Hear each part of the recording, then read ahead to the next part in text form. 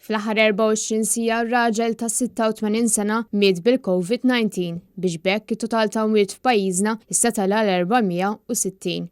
L-aħħar żewġ vittmi li kellna kaġun tal-virus kienu fl-ewwel jumejn tax-xahar, jiġifieri 3 ġimgħat ilu. Fil-fatt għal jiem sħaħ ma kellna ebda fatalità sakemm tħabbar il-każ tal-ġimgħa li kien konfermat mill-awtoritajiet tas-saħħa.